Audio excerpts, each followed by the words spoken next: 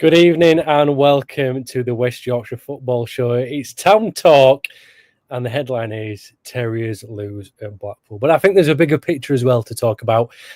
Hosting tonight is myself, Kaine, and Stephen Downs with his fresh trim. He's going to be joining us in a different point of view tonight. And of course, we've got Cal Scott as well. Unfortunately, no Zach tonight. He was looking forward to getting on this one, but can't make it. Gentlemen, I hope we're both well. Cal, I hope the sunburn clears up soon and isn't too painful. And I hope you've had a wonderful rest of your weekend apart from that. And Steve, I hope you're ready for this week coming up and a big, nice week away for you. Or is it 2 weeks away when you go on holiday next week? Yeah, it's 2 weeks away. So you're in charge for 2 weeks. God knows what could happen.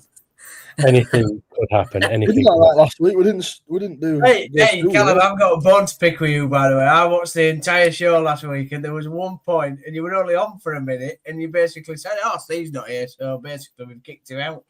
Like, just remember who started this off. Forever grateful to you, mate. Forever grateful. Now, boys, come on.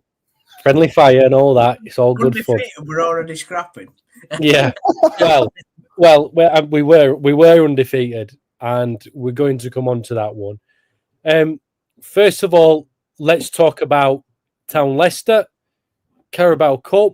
A little bit more important than the EFL Trophy, which is pointless.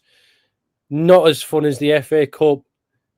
Where do Town really want to be in it? We don't know. But I think, Steve, that was a fantastic result, and I believe someone called it would go to penalties and Town would win. But more importantly, there was a few changes, and personally, I thought it was a positive performance. Yeah, I was a bit nervous when I saw 9 changes, I'll be honest, because I knew that he'd make some changes, maybe 4 or 5, but I thought it'd be a bit more of a consistent side. We're only 3 games in, aren't we? So I thought it'd be another case of trying to keep momentum going. So when I saw 9 changes, I was a bit, a bit surprised, really. I mean, we still put out a strong team. It's not like we just chucked a load of kids in. Kasumu played. Obviously, Lee Nichols came back in goal. Vost and Ashia did play, and after the Reading game, it was nice that Ashia got that start. I think Vost has done really well in pre-season and obviously impressed a lot of people in the academy. So, why not play him in a game like Leicester? I thought their lineup was interesting as well. It wasn't all the kids. I know they had a couple of 16-year-olds in there, including that Munger who's going to be a star, definitely, when he gets his diving out of his game. But I just thought it was a great night. We were up for it as fans. Leicester fans were obviously keen for it and brought a load, apart from that they don't know their history and they started singing that we'd never won a title. But we've won 2 more than them. So anyway, but yeah, I thought overall it was just a great night, Kaine. And then, when it went to penalties, it was a bit nerve-wracking, really. Obviously, I was glad that I wasn't commentating on it, but obviously you were. And I think the most nervous I got was when Last stepped up, to be honest. I thought that was a massive penalty for him. I thought there was big moments for a lot of players on that evening, personally. Obviously, and we can come on to a few of them, but just overall, it was great and great to get through, because normally Town go out in the first round of the League Cup every year to somebody like Shrewsbury or Cheltenham. Yeah, usually do. Unfortunately, Downs, I actually wasn't at the game. I couldn't make it. We couldn't get studio sorted over, but I did. I certainly was watching the game. Carl, I'm going to come on to you now. I'm just going to go through the lineup that Town had. I want your thoughts on that. I want you to discuss the first half with me as well. So Town on Wednesday started with Nichols in goal. Gooch was right back. Feeney, Wallace, Ruin. It was Kasumu and Vost in that middle of the park with Ashley on the right, Wiles, Ruskin further forward, and then Dion Charles. So that was the lineup. And then what did you make of the first half as well, Cal? I thought we started better than I expected with the changes that we'd made, because you've got to think, yes, the side before you've got to take this game in isolation, because if you make 9 changes to a starting 11, that's effectively starting again. Now, we were saying during the league that these players are new players anyway, and they need to gel. You'd make 9 changes to a side that's trying to gel together, that will look quite disjointed anyway, because you're changing something that hasn't got used to its final end product yet. So I was expecting us to be a lot more disjointed, a lot more sort of, I don't want to say behind the play, because they're all professional footballers. They've all got a job to do. But I was expecting us to be, certainly against, I think we can agree, it was a stronger than I was expecting Leicester side. I expected us not to be able to maybe keep up to play as much, with looking at players like Vost, Ashier, Charles, who hasn't really had minutes, Nichols, who hasn't really had minutes recently. It was a big ask, and to be fair to the players, they rose to it and nullified quite well the threat. And at any time Leicester sort of gave something, we had an answer for it. I thought, I think you just mentioned, I thought that Town started really well. You said that. Yeah. I thought that's the best they'd actually looked all season so far in that first half. Which is interesting to say. The game, it was almost a bit like the shackles were off. Yeah. The pressure's not on you. You're playing what was until very recently Premier League side at home, but you're in a cup that no one's really bothered about. If you lose, like I said in the preview, if you lose, it's viewed as good experience. If you win, it's brilliant anyway. And it's and you know, you mentioned about Premier League players, etc., just coming down. Now, Downsy, I personally, I thought that back three for Leicester that's a bad back three. I'm looking at that going, Town need to be hungry to get at them. They've got to. I mean, there should have been a penalty early on for Ruskin. Yep. You know, that's something we talked about the first half here. Downs will come to you. That should have been a penalty. Regardless, I thought the referee was missed quite a fair bit as well. But you don't always like talking about the ref, because the game's in your own hands. But there should have been a penalty early on. I think that could have changed the game. But also that back three, I generally don't believe Voss, what he's called, going with the bush, is a good player. I generally don't know how he's played in Premier League and how he's got an international cap. I think he's so unreliable. Chowdhury loves a mistake, loves to complain about everyone else, and Nelson just looked like a headless chicken for the most of that game. Could Town have capitalised a little bit more in that first half? It's a weird back three, in it, because you've got like that Foss or whatever his name is. I don't think, I agree, he's not a good footballer. Technically, he's bad on the ball. Chowdhury I've never rated, even when he came through at Man United. And Nelson just looks like a big championship centre-back, really. Could we have made more of it? I suppose, like Cal was saying, though, because there was 9 changes and I expected us to be a bit more disjointed, a bit like what Cal was saying, that maybe we didn't really get into his flow, did we? If we'd have had, Alfie May up there, might have made a bit more of a difference. I'm still not keen on Charles, if I'm honest. He does a lot of running, like, don't get me wrong, puts a shift in, does the lad, and that's great to see. But when it comes to a bit of quality, he's not quite got it. And we saw that in the first half, actually, where, he turned down an opportunity to take a shot, and Ashier ran past him. And because the lad's got no confidence, I think I've got more confidence, to be honest, on a football pitch than Charles at the minute. He turned down the shot when we broke away. It was a great breakaway as well. Caught him off guard, and he passed it to Ashier. And unfortunately, the young lad, he kind of went too far wide, and then the chance sort of ended. So, yeah, I think we didn't make enough of the first half. But what really impressed me, and I think we can say this right at the end of the game as well when we come to it, is all the players look fit. That's one thing we cannot say this season. They all look fit, they look sharp, they look ready to run.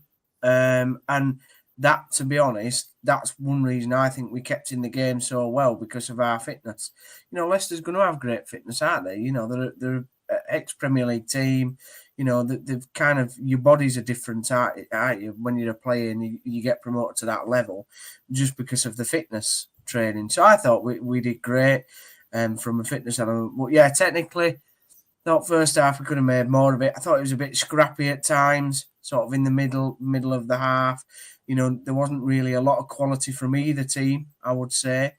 But then it kind of just burst into life, didn't it? And in the second half, and kind of that's where the game was at. So I thought going into our time, everybody that was stood around me, we were all saying, well, we're happy with this, you know, 0-0 against Leicester and still got a chance of going through. Yeah, they were there for the taking. They were Yeah. absolutely there for the taking. So, Steve, let's continue with you for now going into this second half before we come on to Carl. I want Carl's thoughts on the second half as well. But Town go a goal down. In the past, we've seen Town go a goal down, so I'm going to get my words out, and then go into the shells. Yeah. But as Mark Harrison has said as well, he said, "Evening, guys. I thought we responded very well to going behind," which, personally, we did. Yeah, last year, or the last 3 seasons, we go that goal down and Leicester go on to win 3-0. Right? That's just what would have happened. But this Town team is mentally stronger, and yeah, I think you guys said that in the preview and reviewing Reading. You know that we do look stronger mentally, that we can handle setbacks and go right. You know, we're getting back on it now. I mean, the goal from Chowdhury, I know we've just said defensively we don't think he's all that at it, but it's a great strike, isn't it? I mean, to be fair to lad, it is quality and nothing. No goalkeeper. I don't care who you are in goal. He's saving that shot. It was a brilliant shot. Now, whether we could have closed him down quicker, you could say that maybe. Build up to the play could have been dealt with better, but it was a great strike. And then, like, you know, when it comes to like getting back into the game, obviously that it was a brilliant pass down the left from Rowan to Ruskin, who chopped back in, and Chowdhury brought him down. And when Dion stepped up, everybody around us wanted that lad to score. Like, no, but not even just because he's a Town player, like just to get his confidence and going or something for the lad. I remember years and years ago, Peter Clark could have scored a hat-trick, and Theo Robinson, the wonder that was Theo Robinson, quickest player I've ever seen in a Town shirt, but couldn't hit a barn door. He'd not scored for like 28 games or whatever, and Clark had said, instead of me getting his first career hat-trick, and I think it would have been his only career hat-trick, turn the penalty down and give it to Robinson, who scored. And then I think after that, he went on a bit of a run. So, you know, I was hoping Dion was going to put it away. Didn't. But it was great to see young Vost have the wherewithal and the thought and, you know, to get there and get above his man and head it in. And what a great moment for him. You know, again, a young player. We saw the passion from Ashir as well with his other equaliser, and particularly at Reading. And I've watched that video back about 90 times because I love the passion. But it was great to see young Voss score as well, and that can only do his career good. And that I was saying to my dad afterwards, like, nobody in this team, nobody's shirt is safe. Nobody's shirt is safe. And even the young lads are stepping up and now and going, well, hang on, if you don't want it, lads, we'll take it. And we hadn't had that for a long time. So, no. Yeah, I was happy. I was very happy with how we responded to going behind. Yeah, we've not really had that. And I think that's something I'm going to talk to you both about as we transition, I like that one, into the Blackpool game. Okay, Charles has missed. Maybe we know you could see it in his face. He's probably lacking that bit of confidence. That'd have been perfect for him. But on another swing of it, Voss scores his first goal for Town, which is absolutely superb. Another young lad coming through the system, scoring. But Cal, Town go down again, 2-1. But there's a reaction, and talk me through the goal as well.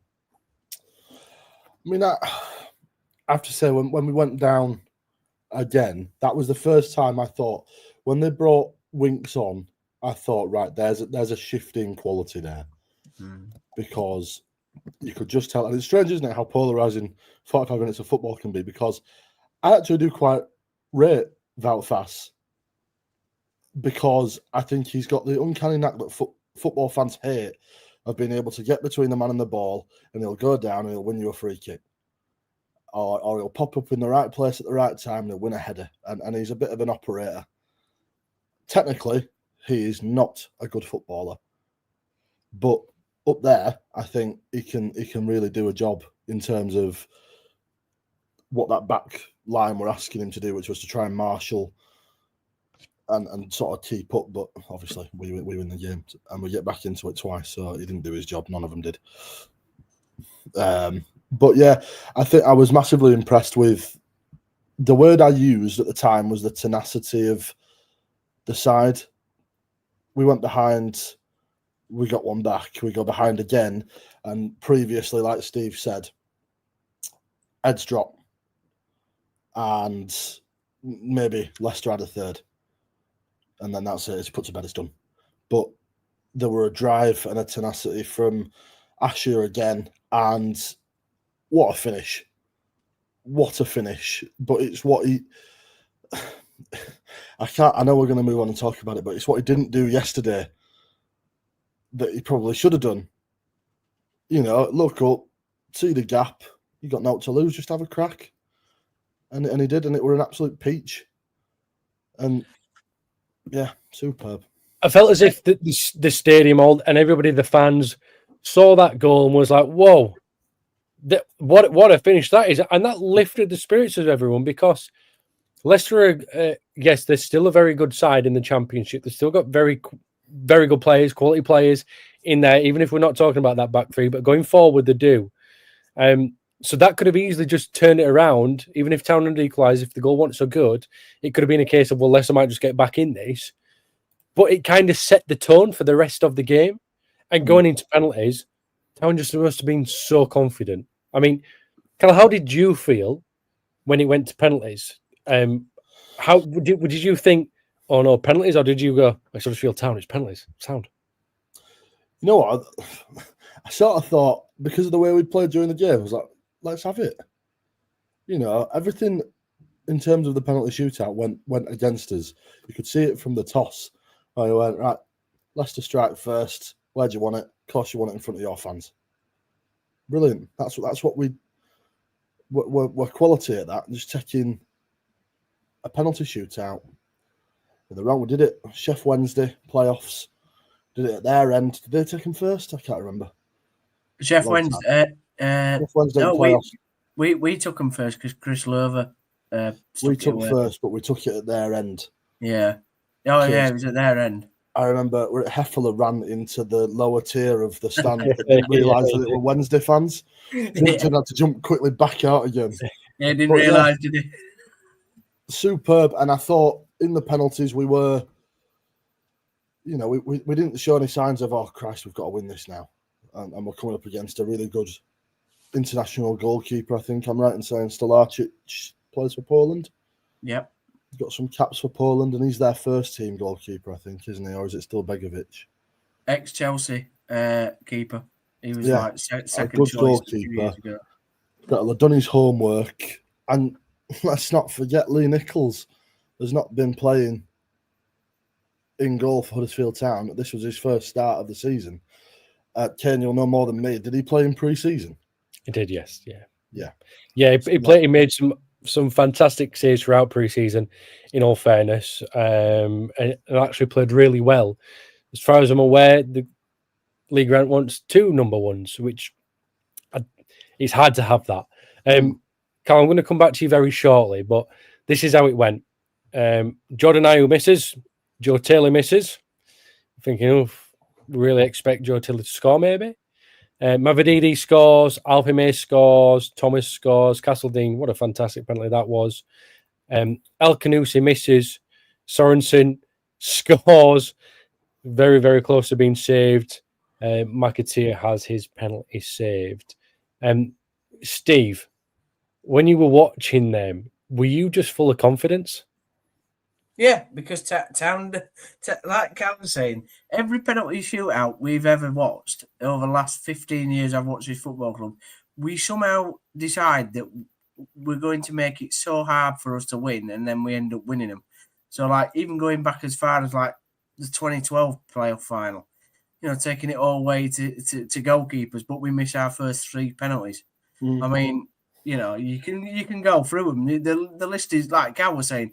We'll do it in front of the Leicester fans, but not the empty stand, the altogether Terriers stand where there's nobody sat, so there's going to be no. No, we want to take it in front of the Leicester City supporters.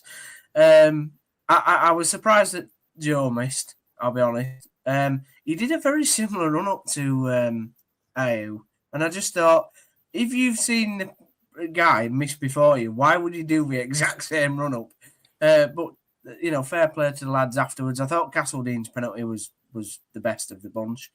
Like I said, the only penalty taken out of our lot that I was not comfortable with was Lass, to be honest. But because I never thought. I mean, fair play to the lad. To be honest, if you're getting up and taking a penalty, you pops to your light, because it is nerve wracking, isn't it? It doesn't matter whether it's in the park or in front of 5,000 people in the first round of the League Cup, or whatever. You're taking a penalty, you've got to have some ball. And so Lass put it away. And I think, like I said, about 10 minutes ago, I thought that was one of the big points of Tuesday evening, Lass scoring that penalty, because he's not had the most successful time at the club so far.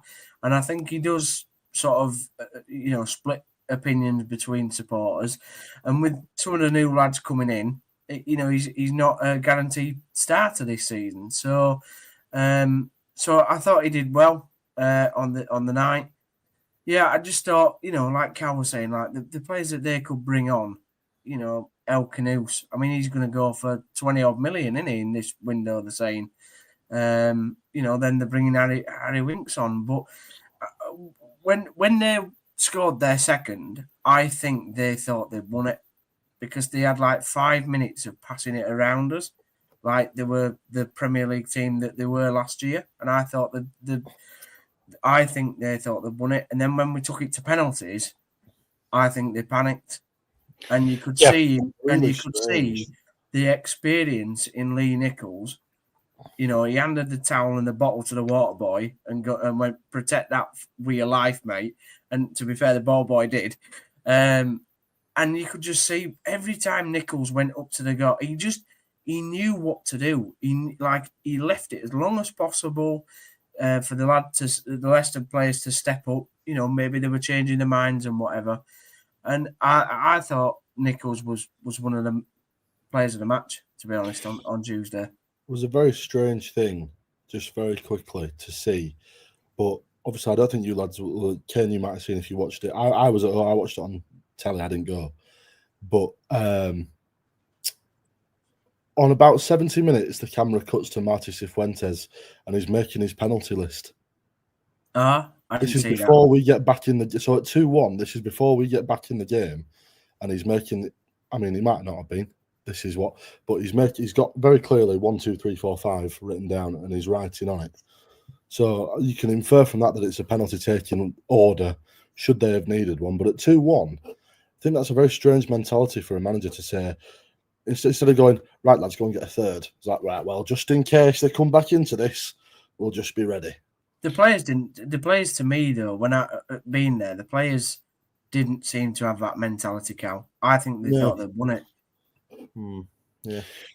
Yeah, Cal, agree. It's mentality that you've got to be more positive. You've probably just seen it on your screens, but I had this on for Mark. Nichols showed his experience. That's exactly what Steve's been saying. Mark, I know you put this message up before we went on to it, but yeah, absolutely did. And he also says JSA would have been our 5th penalty taker. Great future he has. Okay, let's move on to Blackpool. Before we do, just very quickly, I think it's very clear that every player that came into that side against Leicester will and can do a job in any league game. Currently, Town have got a very good squad, and that has showed that any player can come in and do that job. and we've not even seen some players by that time. So very positive thinking. Yes, okay, we're now going to go talk about a game where we lost, but before that, the positive with Leicester, a squad game looks like it's going to be very important. Also, make sure you like us, subscribe to us, get your comments in. There's a good few of you watching. Mark's already done that a few times. We've got one from Chris earlier on asking about Downsy giving up the hosting duties. What's going on? It's Gossie's going off for a little bit. He's leaving us, so he's handing over to me for a little while. But yes, make sure you do get your comments in. Cal, you went to the seaside. Can you not tell? I've come back glowing in the very worst way. I thought you went to Iceland, to be honest. We can tell you've been, Cal. So talk us through your day. How was it? And then talk us about the football. I didn't die on the motorway, so that's a plus. That's the main thing. It was your first time driving on the motorway over to Blackpool. Well done. Congratulations. I got to so I was parking on my mate's drive, who lives in Blackpool. I had no issues on the way there. Getting onto his drive, reversing onto it, I reversed into the front of his car. Nice, yeah.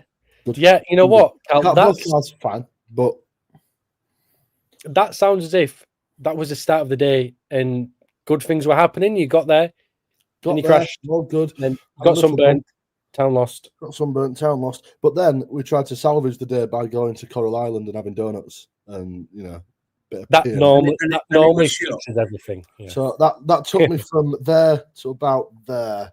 Then we got stuck in traffic on my own, so I went down to about there. So, I swear you were going to end that line with it. I went to go to get donuts, but it was shut. But it was shut, so I jumped in the sea. Okay, right. So 3-2. 3-2. Within 36 minutes, the scoreline was 3-2, and there was a man sent off. Cal, I'm not even going to go into too much. I'm just going to say, speak, my friend. What an absolutely brilliant advert for League One that game was. And I hated it. I did it because such a stupid, typical town performance. And what was infuriating for me, and all the sort of stats back it up, that one's ridiculous. So I've got some in front of me. That one's insane. That tells you everything. So we could not, and for some reason refused, to try anything different for 45 minutes. We go in at 3-2. Ideally, we were on top before the break and should have scored, should have levelled it up. If we go in, for me, if we go in at 3-3 at half-time, we come out, we win the game. We should have levelled before half-time. We didn't. We didn't take our chances. Too slow, too ponderous on the build-up. We came out for the second half. We spent 15 minutes passing it round the side of the box and round the side again and trying to work the angle, trying to work the space, and it didn't work. So you'd think, right, I'll make some changes. I'll change my tactics a little bit. But we didn't. We kept doing that for 45 minutes, passing it onto the flank. Then they were blocking the flank, so we passed it back out again. We were passing it round the 6-yard box for 45 minutes. And the stat that backs that up is that to Blackpool's 119 passes, we had 621. Yeah, that's quite a fair bit, Cal. That is quite a fair bit. Terrier at 9:30 says, I'm sure Bruce has some kind of voodoo over us. Potentially that he does. Don't go 1-0 up after 4 minutes, right? Yes, it is yesterday. Yesterday, I was at Valley Parade. I saw that come through on my watch, and I was like, really excited seeing it. Down and going, they're at the seaside, they're enjoying themselves. They're 1-0 up after 4 minutes. I'm enjoying my game at Valley Parade as well. Things can only get better, right? And then, Steve, it just didn't go right. There was first goal. Could we have done better for that first goal? Yeah, we could have. Listen, right. I don't know which player tries to clear it. I can't remember which midfielder it was. But anyway, he tries to clear it. Ennis is running onto the ball. What more comes like a bat out the hell misses the ball completely, but I think it's to do with the spin. When you watch it back, I think he's misjudged the way the ball is spinning, and it's hit like a divot on the Blackpool beach of a pitch, and it's gone over his head. But for me, I think watching it back, Goodman could have done a lot better as well. Ennis sort of scuffs his shot and it goes into the corner. So I think there's a few things wrong with that goal, to be honest. And then it's just like Cal says, like an absolute crazy 10 minutes. We will watch we'll watch every home game and probably most of the away games, right? And we won't see a crazy 10 minutes like that again this season. It won't happen. Maybe Watmore was just stuck in two minds whether to go and clear it or to try and do what he's normally doing and just deal with it on the floor, letting that ball bounce and then come into him. That's probably potentially where it's been. But let's take nothing away from the second goal, because that is some finish. Cal. Yeah, absolutely some finish. Yeah, definitely. I think for me, I don't know whether it was his involvement in the first goal, but Watmore was an absolute bomb scare all day, and I'm not sure whether it was because it was in his head about the letting him in for the first goal, but he were not putting enough on passes, leading to them being able to break on goal. He were missing passes and giving the ball away. He got caught with the ball. He got caught up in play, and they took the ball off him. He just looks a little bit afterwards like a deer in headlights. And it's a long time to play a game of football if that's how you're feeling about it. So I was unimpressed. I mean, funnily enough, the numbers back up that Goodman had the worst game of any player on the pitch yesterday with his match rating, apparently. I'm not sure what these things are decided on, but he got 4.3 according to FootMob, compared to everyone else's like 6.6. He should have saved the first goal, shouldn't he, Cal? I mean, you were there. Did you? Because you would have got a good angle from the stand. Yeah, and it was. You know what? It was one of them where you see him miss the ball, and it's a comedy. It's then a comedy of errors. Yeah. We don't get back and cover fast enough, and the ball's in the back of the net. No, I think Watmore got the thing about Watmore is he for the previous two league games he was outstanding, like absolutely outstanding. And this was my problem with yesterday. I just think I'd seen so many things that I didn't see in those first two league games that was inconsistent with how they'd been playing. Yeah, we looked like Town of old yesterday. I just wonder, horrible thing to say. I just wonder though that because it was everything happened in so quick succession that it kind of like we just kind of got absolutely like scared and blindsided in like 10 minutes, didn't we? I think it shocked us. Yeah, Lee Grant said it after the game. He said, you know, that you can see those goals, then they have a man sent off. Then the game plan that you went into the game with is in the rearview mirror. That was the sort of quote that he came out with, which is fine. But that almost makes the summation that we're not able to make tactical adjustments to what's happening in front of us on the fly. Okay, I'm going to come on to that, Cal. Before I do, mention about Ashia's goal against Leicester, building that stadium up. That second goal for Blackpool will have done exactly the same. Yeah. Okay, then they get the third. Okay, what do we make of that one, Steve, before Gooch nearly gets Town back in it? Yeah, I ain't got a problem with the second one, by the way. The second one's a great strike. But the third goal, again, like the lad whips it into the box and it's just not dealt with. Like, and then Ruskin doesn't. I think he should block that ball. He's quick enough to get a foot to try and block it, and he just doesn't. And obviously, Honeyman then sort of stabs it through to Ennis, who, again, I don't think Goodman covers himself in any glory, because I don't think he makes himself big enough when he comes out, and it's kind of stabbed home, and it's not a good goal. Like, nothing about that third goal speaks quality of any sort in either attacking play or defensive, ability. So I was really disappointed when I saw the third goal. The first and the third goal really disappointed me. But as we've said, Town showed mentality to try and get back into the game. The goal that Gooch got was really good in terms of the move. It was put across the box. Alfie May, and I don't know whether Alfie May tries to go for a shot or whether he actually knows Gooch is coming in at back post. So he kind of like goes through Alfie May and Gooch smashes it in, and it's a terrific finish. And you can see the like how the lads sort of celebrate that goal in terms of like, yes, right, we're back in it now. We've had a crap half, but we're kind of back in it, and that was great to see. That's how I'd describe it, Cal. It was kind of we could go on and do something here and get ourselves out of the hole that we've dug ourselves. But obviously that didn't happen. No. So Town have conceded 2 different kinds of goals in all 3, 2 scrappy ones where they probably could have done better in an absolute worldie. And I think when you look at it that way, you've got to say, well, scrappy goals, they can be dealt with in the future.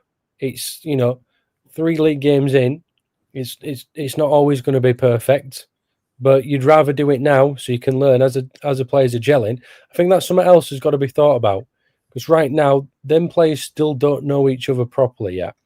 Okay, so Cal, I'm going to come back onto you for this second half. You mentioned just a little bit earlier on, just a few moments ago, and I'm just going to put a couple of comments up as well. Mark has said, playing against 10 men when behind against a team managed by Bruce needs more creativity. Ian Nichol says, I went yesterday, second half, we were dreadful, lack of ideas, too slow. Earlier on, Cal, you mentioned about just passing the ball around the penalty area and how many more passes Town have done. It is so hard to break down a team with 10 players because all them players are behind the ball defending that box. How are you going to create space in there? I don't disagree. It is a hard thing to do, and Steve Bruce is very good at playing that sort of football. I'm not saying even that if we'd have changed something, we would have done it, but you've got to try. You've got to gamble. You've got to try something. It took us until the 80th minute to take off Ruskin. The 80th minute to take it. Was it Ruskin? I don't know how it was. Wiles at the 70-minute mark, we took off Wiles. We didn't change that back line, the front line at all until it was too late, because for 10 minutes you can backs to the wall, see a game out. You've had a whole second half to try and do something different, try and break them down in a different way, because evidently the crossing technique wasn't working, because Bailey Peacock-Farrell, having been slated in the press previously, decided to have a decent game of football against Huddersfield Town. Including by me, by the way. That was so frustrating, because everyone, even Blackpool fans, were telling me going to be a cricket score if Bailey Peacock-Farrell starts. Oh, it's shocking. All you need to do is shoot. Anyway, it turns out that's not the case. I thought we were ponderous and reactive, but we weren't reactive fast enough. Okay, so what would you have wanted to change in that second half? And Steve, same question to you after Cal, please. I would have taken Ruskin off much earlier and brought on Asher much sooner, because giving Asher 10 minutes to try and do something is not long enough. But what he was being asked to do was not what he wants to do. So I would have taken Ruskin off, but I'm not sure whether I would have replaced him with McGuane or Castledine and then put Asher somewhere else, because it wasn't working. But we need to make those changes faster. And Ruskin, for me, a bit of a villain of the piece, because he's a bit of a Marmite player at the minute. I've seen some fans yesterday saying, I rate him, really highly rate him, like what he does. Other fans saying he can't play in the position that he's been asked to do. He's not good enough in that position. We need to get somebody else in. So a bit of a Marmite player at the minute. Whether he'll grow into the role, I hope he does, because there is a footballer in there. Technically more gifted than physically, I would say, which League One probably demands a bit more physicality than technical excellence if you can hold a man off a ball, if you know you can do all the rainbow flicks in the world, but Stevenage away, you're going to need to hold a man off a ball more than you are going to be able to pull off a rainbow flick. It's definitely the way Stevenage has started this season as well. I think Ruskin is probably one of the most technical gifted players in the league. Yeah, 100%. Steve, same question to you. That what was mentioned earlier. What would you have done differently in the second half? Well, as Cal said, I would have made changes, but the problem, and we talked about how good this squad looks, in terms of depth. But the one thing that we don't have is a big centre forward like a Tom Eaves at Northampton, that we can chuck on and put in the box and go, right, I'm gonna head it, elbow people, and sort of like be just a bit of a target man in there. I know we've got Freddie Ladapo and Bojan, but the problem with them is they didn't even play against Leicester, so they're not even rated to play in cup games right now. So that's one thing that I think we are missing for those occasions, because 10 men Blackpool, they were the only time that they were going to attack was going to be on the break. Now what I'd have done is I'd have chucked Watmore up there, or I'd have chucked Joe Lowe up there, one of the centre backs, and gone, right, lad, all you need to do is stand in the box and we start to whip balls in, because as Cal was saying, passing around the edge and not taking a shot. I think Castle, in the highlights, in the 10 minutes highlights that I watched in the second half, there was only Castledine that had one shot and it went just wide. But that was it. That's from my understanding, that's all we had, because nobody would take a shot. And I think sometimes you've got to say, hell with it.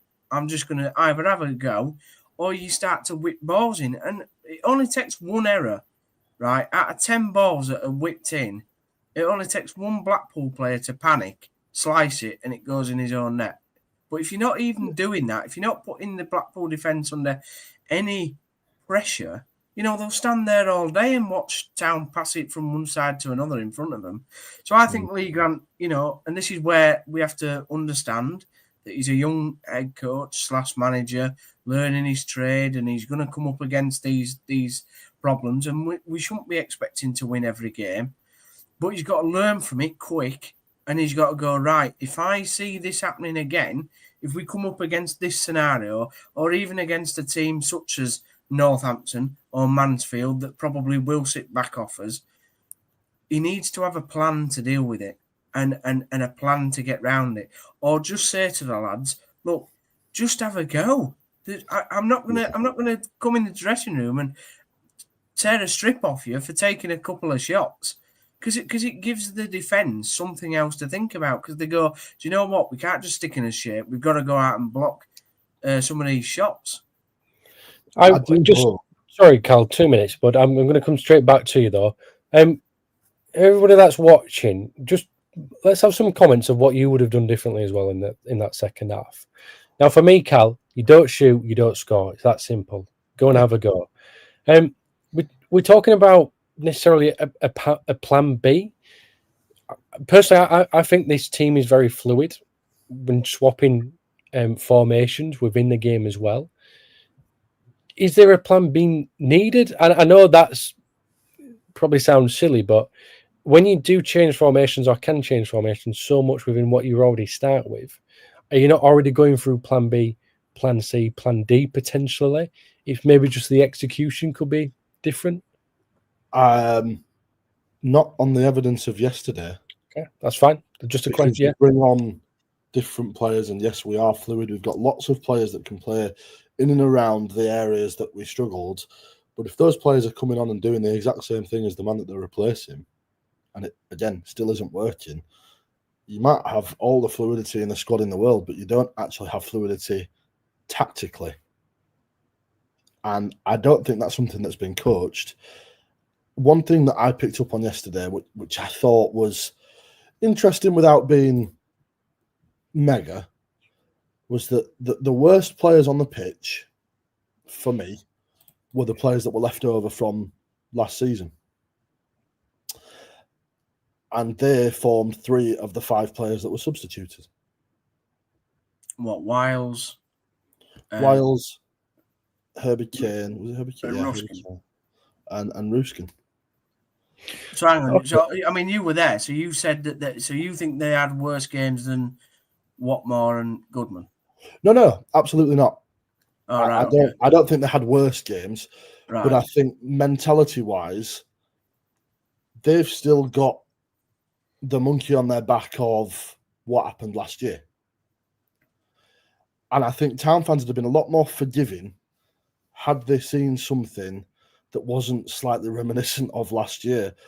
But yesterday was highly reminiscent of a Michael Duff, no plan B, sort of just try and work with what we've got and keep going, and eventually it might work sort of a game. And that's why I think Town fans are quite a bit more frustrated than what we would have been if we'd have just lost 3-2, but we'd have tried different scenarios, different ways of trying to break them down, and it hadn't worked, and we'd have still lost. Fine. But we didn't, and I think that's more frustrating, certainly for me, than anything. Okay, so Mark says chucking low forward and playing off the second ball for the last 10 may have been worth a go. Yeah, it's somewhat Steve, different. do you agree? Yeah, I do agree. Yeah, everything that Cal's saying, and Cal was there, so he's got like the best view of all of us. Is that, And I was stone cold sober. and well done, mate. I mean, I don't know whether that was all to do with the fact that you knew that you were having to pay insurance off your mate's car, but there we are. Right. That is a big problem for me. That you can change formations, and I agree, Kaine, that when that happens, it does change the temperament of the game, because you can be fluid and do different stuff. However, say this is an example, because I don't know if this substitution was made, but say if you take Alfie May off and you put Joe Taylor on, you're putting the same style of player in the same position. Yeah. So, all right, they've got slightly different skill sets. I think probably Joe Taylor's a bit faster, a bit more of a wiry sort of forward, and Alfie May's got that clever experience, but they are the same sort of type of striker. What we need is a different type of player coming on to give the Blackpool defenders something to think about. I'm not saying that they have to be the best centre forward in the world. We watched Alan Lee for 5 years in a Town shirt, but whenever he came on, it gave defenders thought of, right, we've played against Novak and Rhodes for 70 minutes, and now we've got to deal with bloody Alan Lee coming on, who's going to bite and kick and headbutt people, and that sort of thing. For me, the sort of player that we needed was on the pitch playing for Blackpool, and it's Ashley Fletcher. Yeah. Just a big, horrible giant that if you whip the ball in, there's more chance of him getting his head on it than there is Alfie May. Yeah, just a big brick. That's what we need. I would agree with you in terms of physical wise, but not technical wise. Terrier with 10 minutes left. Yeah, I suppose so. Terrier 930 says, totally agree. Whilst we persist with Kaine and Wiles in centre of the park, we will go nowhere. And Ian says fans were pulling their hair out. I had an afro before. I'm about to say, yeah, he pulled a lot out this weekend. Saying, shoot, have a go. Grant should see things that fans see. Is Grant stubborn with how to play and will not change? We don't know. We're 3 games in, and I get your point, Ian, and I think everyone does as well who's watching. 3 games in, we don't know if the gaffer is what his plans are to do next if that happens. I'm sure there'll be something different, because you want to go out and win every game, but the team is still jelly. I always say, look at a team after 10 games. Yeah. Now we've got 2 games coming up very quickly. There's Doncaster on Tuesday, Stevenage on Saturday. Now, 2 big games because of, one, the way Stevenage has started. But first of all, Yorkshire Derby, South versus West, Doncaster coming up. They'll want to prove themselves at the John Smith Stadium, as will Matty Pearson. Now, we mentioned earlier about how after the Leicester game, we've seen the players that anyone can step in. And I think that might be a case, or could be a case this time, Steve, on Tuesday night. that we might see some changes.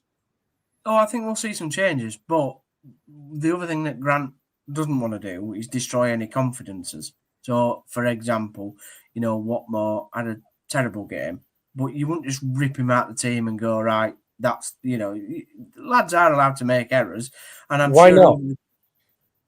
Well, because you don't destroy a player's confidence like that, do you? You don't go, oh, well, you were absolutely horrific today, and now you're going to sit out for 5 games or whatever. I don't agree with that style of management, and I don't think Lee Grant's that sort of manager anyway. Steve Bruce is that sort of manager, but Lee Grant definitely. So I can see. Steve, do you think that that's how a manager would react with a certain player, or do you think that actually they might do it probably a little bit differently? Say if Watmore was to be dropped, would he not go, look, last game wasn't great, this is what we need to work on, we're going to go through it as a team with myself and you, let's look at it, but next game and I'm going to have to make a change? He probably will, because he's a modern day coach, and that's how modern day coaches react. But that's differently to what you've just said it might be. No, so how do you reckon it would be? How do you reckon that conversation could happen? Well, I think it'll happen like you've just said. But what I'm saying is, I wouldn't. For me, I would still play Watmore because of his 2 games previous to the Blackpool game, where he was absolutely outstanding, and in both games was either the man of the match or very close to being man of the match. I mean, at Leyton Orient, he was absolutely fantastic. Joe Lowe I've always rated anyway. Since we've bought him, so I can see there being some changes, yes, particularly probably in midfield. I mean, I'd quite like to hear Cal's thoughts about McGuane, and obviously we saw a little bit of him for the first time, but listen, the thing about Doncaster is they're dogged out there. They're going to come, and we 100% know that Billy Sharp's going to score. Like it's a given. So you might as well give him a goal now, to be honest, because he's going to score. But they're a dogged side. Matty Pearson's probably going to head one in back post and go over to South Stand and shush Cal with his flags and his drum. So we need to get used to that fact that that's probably going to happen. So Town are going to have to, put lots of energy in on Tuesday, which I'm sure they will. But if Doncaster do come and sit back, which they may well do, because getting a point at us for a side that's just come up from League Two they would see that as a good result. Grant's going to have a plan B, and I think that this group of players will want to say to the supporters, look, we know we weren't good enough at Blackpool, and we're going to put it right tonight, and we'll put it right against Stevenage, who will be a very tough opponent, by the way, on Saturday. Yeah, we'll come on to Stevenage, mate. Right, okay, so Downsy reckons Town are going to concede 2, Billy Sharp and Mike Pearson are going to score, but yet wants them to be a bit of a change here, Cal. How do you see given that they're going to score? Yeah. But personally, I think you concede 3 at the weekend. I don't see you conceding on Tuesday because you're being drilled into that you don't concede. Cal, what's your thoughts on it? My hope is what you've just said, that there is a change, that they are drilled, that you made some mistakes, and they'll have been sitting at Canal Side watching the videos. Poor Watmore will have been made to watch that over and over again. But because I want that in his head. I want the image of that ball just gently floating over his shoulder and then him not being able to keep up with Ennis. I want that image in his head for the next however many months until the end of the season. Because that is how you drill teams to be better. That is how you instill discipline in your back line, that mistakes like this, get them out now. But once you've made them, you don't make them again. And if you just quickly, there's a player just as good waiting to take your place. Do you remember Hellick 2 years ago, right, when Warnock was in charge? And I can't remember who we played, but he made that awful error and it led to a goal, and we lost the game. And probably about 2 games later, the same exact situation happened, and Hellick booted it probably out of the stadium, and Warnock came afterwards and said, we showed him the video 10 times of what he did wrong. And he hasn't done it wrong. So you are right, Cal. That's what he needs. Psychological warfare. Nothing wrong with that. But Yeah, look, I think we've been you drilled. made a mistake once. Sorry, Cal, going after you. Well, yeah, you can make the mistake once, and then new players to this football club where you're almost given a grace mistake. So go on, you've got one. Use it wherever you want, as long as it's only one.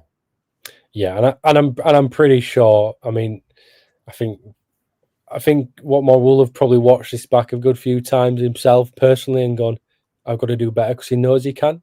Yeah, I think you all know they can. I think as a group, they know that they're probably better than that result is. But I always find it very hard to beat 10 men, regardless of whatever. Doncaster coming up, we know that's going to be tough itself.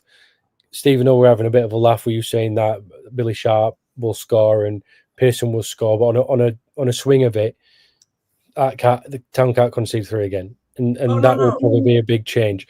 And then let's look at Stevenage. I think it's great for town that after the loss, okay, we're talking about this loss like it's the end of the world. It's not. We're 3 games in. But if you want to bounce back and what you're trying to aim for, what the club is trying to achieve this year, to have 2 games at home back to back within a week is a great chance, Steve, to just, it's not even turn things around, but just get back to winning ways.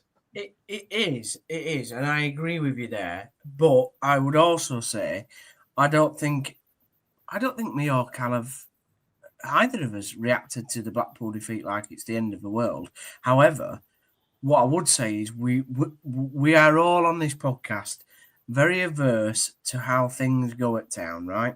And what we don't want to see is slip back into, even though it's a new squad, we don't want them to slip back into their old ways, because we started the first 3 games absolutely fantastically. We started our season last season very well. And then we had a dodgy performance. Was it away at, I can't remember who it was away at. And basically, we played really... Rotherham, yeah, that was it. And then ever since then, you know, all throughout the season last year, that's what fans went back to, the game at Rotherham. It killed it. And what we don't want is that to happen again. Now, I think we'll beat Doncaster because I think we'll have too much quality for them. I think young side, Doncaster, isn't it? You what? Very young side, Doncaster, looking at it. They are, but they've then got old gits like Billy Sharp to, you know, and Matty Pearson at the back. So, yeah, I know what you're saying, Carl. I think we'll beat them. I think we'll have too much quality for them, and I think the players will be right up for it. So I'll say 3-2, because obviously my customary 2 goals to the 2 people I mentioned. We've gone in early for scores. Oh, sorry. We've gone in early. You know how this works. Honestly. I won't say my Stevenage score, but as a different role tonight gets it all wrong. Honestly, Steve, it's fine. We'll come back to it.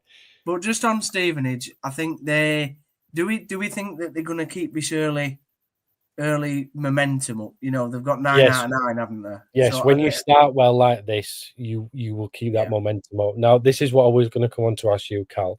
What do you want to see out of these next 2 games? So we've got Doncaster and Stevenage. I want performance-wise, 6 points. Okay. Now, performance-wise, what are you expecting? I want to see a reaction to yesterday. So, what is that reaction? That reaction for me would be start strong, stay strong. You know, we went 1-0 up very early yesterday, and then we took the foot off the pedal. They were allowed back into the game, and then they'd run away with it. And yeah, we came back to 3-2. Great, really good. Went down to 10, fab. Then didn't do well. Let's not make it hard for ourselves. Let's go and get 1 in 5 minutes. Yeah. And get a second in 10. And get a third. And get why are we sitting back after we get 1 and going, right, have a go? Okay, so basically, Cal, what you're asking for in terms of performance, that's you're asking for just attack more in performance? Yeah, I'd say we have the capability now to play much more attacking style of play. So let's do it. You've got Alfie May. He loves to be up there. He loves to be getting in defenders' ears. Admittedly, that's a bit of a stretch if he's on Matty Pearson. But, you know, if he'd love to be sort of causing a bit of mayhem. So let's give him the tools to be that number 9.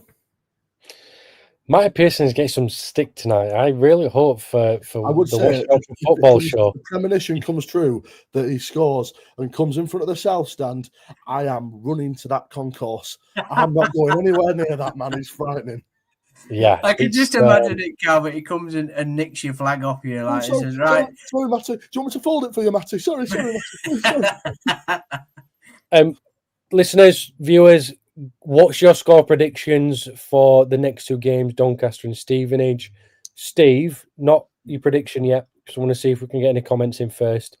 What do you want to see in the performances of the next two games? I've asked Cal. Now I want to know what you think. What do you want to see out of the next two performances? Not results, performances. Yeah, I agree with Cal. I want to see a reaction, and I want to see a plan if things aren't quite going right. So, not that we need to panic in the first 5 minutes if it's not going right against Doncaster, but I do want us to go in with it and go right from the off. I don't know whether I agree with Cal in when he says attack more, because I think we were attacking at Blackpool, but where I think Cal probably would agree is we need to do something more with the attack that we're doing. We need with structure. We rather than passing it around the box, we need, like I've said before, have a go, have a few shots. Get us off his feet in the stands and go. Blooming hell, that's a great chance. Or, don't turn down opportunities. I think obviously the defensive structure needs to be probably better than what it was. Goodman needs to have a good game again, I think, from his performance. He needs to bounce back. If Doncaster do come out at us in the first 10 minutes and maybe say they have one or two opportunities, I want to see Goodman making big, strong saves or coming out to catch the ball, not doing what Man United's goalkeeper did earlier today and basically flap at it. So that's what I want to see, Kaine. I want to see a strong performance, but I want to see a performance that shows that it matters, that they've got Saturday out of the system and that they've had a right good sort of talk around in training and they've gone, right, we know that we were the bottom of the barrel on Saturday and that won't happen in front of our own fans in the next two games. That's what I want to see. It sounds like you want more structure. I want structure, but I want grit as well. I want grit as well as structure. It's interesting. Thank you very much, gentlemen. Okay, so we've got one comment in here. Mark has said when it shows, think a narrow win against Doncaster 2-1, and then build on that with a 2-0 win over Stevenage. Ian says 2-1 or 2 times 1-0. Do what Wagner was a master at, getting goals early in attack then defensively, see the game out. It's just the case of just getting that ball rolling again. As you mentioned, Steve, let's forget about Saturday. We're not even 10 games in yet. 2 games at home, fantastic way to bounce back. Steve, predictions, please, for Doncaster. Well, I've said it 3-2 with Billy Sharp and Pearson scoring. For us, I'll go Alfie May double and a lovely Watmore headed goal from a corner to get to make it 3-2. So Steve's making up for a bit of stick that he's giving him. Cal, Doncaster game, please. Prediction. I like Watmore. You give me some stick tonight. 2-1 Town. Okay, 2-1 Town. Yeah, that sounded confident. I think we go 1-0 down. Everyone goes, oh Christ, it's happening again. Blackpool's happening again. But and then it actually turns out to be the other way around, and we actually go on to win the game. So that'll be good, won't it? Okay, so it will be Huddersfield Town 3, Doncaster 0. Steve, Stevenage, please. I think this will be a bit closer though. I can see this being 2-0 to Town, but Stevenage coming out and give it a right good go and scare us a little bit. Okay, Cal. This is hard. Everyone in comments I can see it was like, yeah, we've just got another one come up. Terriers. Everyone's saying, "Oh, we'll use Tuesday as a confidence boost, and then we'll go out and absolutely batter Stevenage on Saturday." I think we beat Doncaster and we lose to Stevenage. I think they keep this sort of masterful form they've got going. I think either we draw 1-1 or we lose 1-0 to Stevenage. So which one is it? I'm going to say 1-1 because I refuse to predict us losing. Okay. Stevenage are very strong. Terrier 930 says 2-0 Tuesday night. Smash Stevenage Saturday 3-0. Alfie May hat trick up the town. That's like on that. Yeah, 1-0 Huddersfield Town against Stevenage. Gents, let's wrap it up. I'm going to go to Steve. Any final thoughts, mate? Yeah, if Alfie May gets a hat trick against Stevenage, Terrier 930, who I met in Merry England, will then owe me another Merry England meal. Another? Well, no. I mean a first one. Do you know how many Merry Englands I've had bought for being on this podcast? That's zero, mate. But yeah, I just listen. We've got Saturday out of his heads now. It's like when you get home after a great night out, and then you have a horrific hangover in the morning. That's what Saturday was. We're getting back on it. It's party time. Tuesday, get a couple of goals, and then Saturday, let's go and do the business against what is a very, very strong Stevenage side. Terrier 930 says you're on, Steve. Carl, any final thoughts?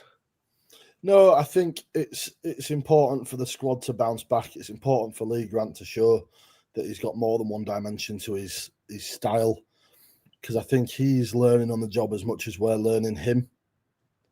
So I think that'll hurt. Yesterday will hurt him just as much, but showing him probably, and I said it yesterday, maybe that was a sort of reality check that we needed, because we win first two, then we knock Leicester out of the cup, and everyone's we're going unbeaten here.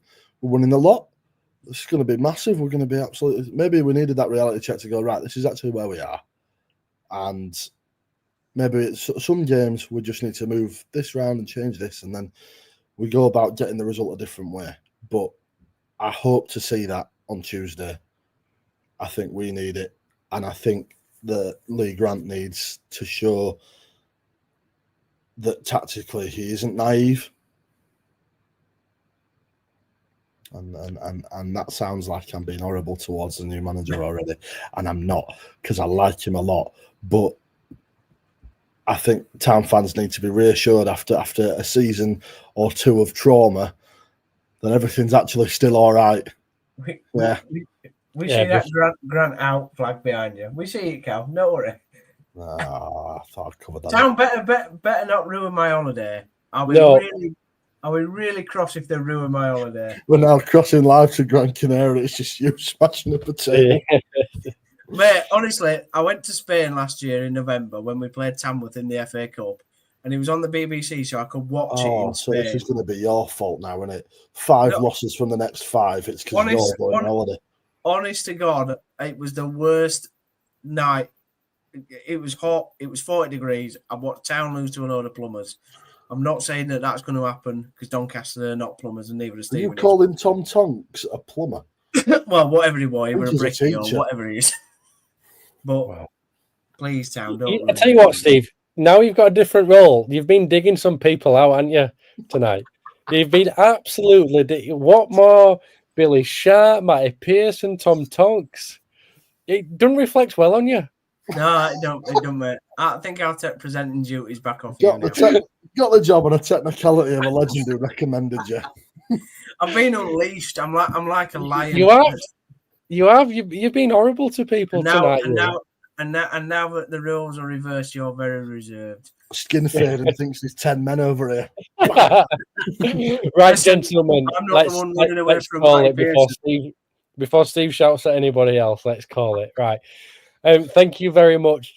Really do appreciate you two both being on, and of course it's a shame we missed out tonight, but hopefully we'll be back next week. Thank you to all our viewers, all your comments. Just keep making sure they're coming in each week. We'll be back next week. We've had Cal Scott, Stephen Downs. I've been your host, Kaine Hall. Until next week, we'll see you.